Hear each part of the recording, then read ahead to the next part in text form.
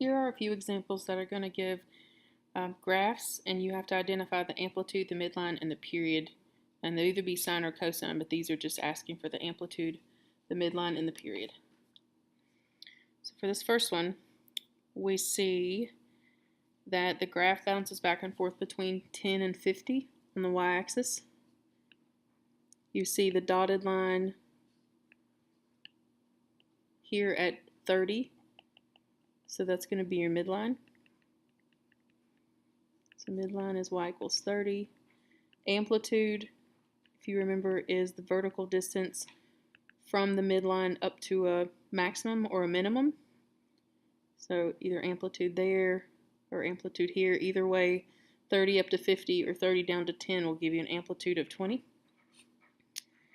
And the period is, again, the amount on the horizontal that it takes for the picture to complete one full cycle. So if we start here at t equals 0 and we go one full cycle to where we started, you see that the period is a t value of 8. So the period here is just 8. All right. Next example, this dotted line did not go all the way through, but the midline is here at 12. So y equals 12 is your midline. You can see that from the middle to a peak, either a maximum or the middle down to a minimum, it goes from 12 up to 17 or 12 down to 7. So that would be an amplitude of 5.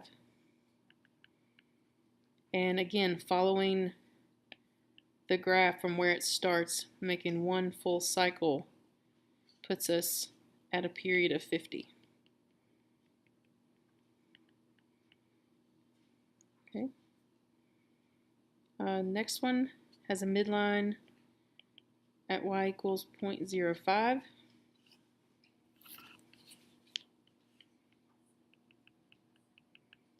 If you look at the amplitude, again, middle to one of the extrema, minimums or maximum, you see that it goes with an amplitude of 0.03. And then your period is, again, from where it begins till one full cycle, and we can see on the graph that that value is 0.7. All right. So here's a word problem example that gives you a setup about body temperature being a function of time in hours and how it is a periodic function that has this pattern. For this one, I'm just going to simply identify the midline and the period and the amplitude. So we have midline is at that dotted line of 36.8, an h value. Then we have amplitude is here, the difference between the 37.4 and the 36.8.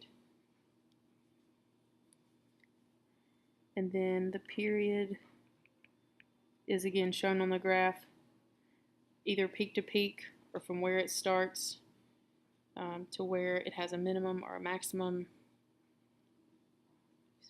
0.6, and the period is going to be 24, and this is 24 hours, so it's like a whole day for your body to work through its cycle for temperature.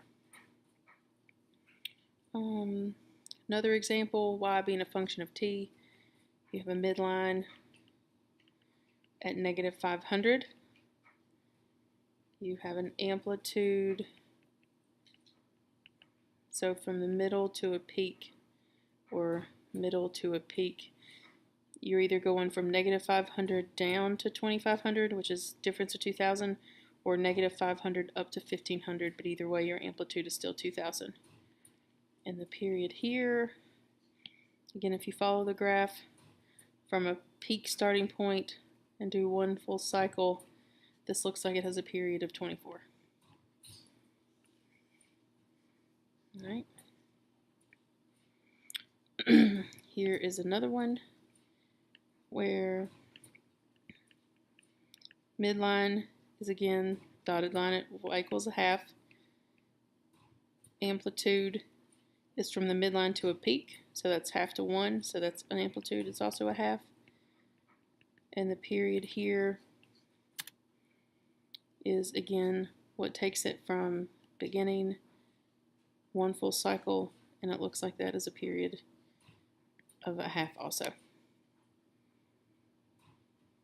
Alright, last one for these examples. This is just a slightly smaller one, because if you can see here, it has this shift, which we don't have to identify for this, but we can still figure out the period.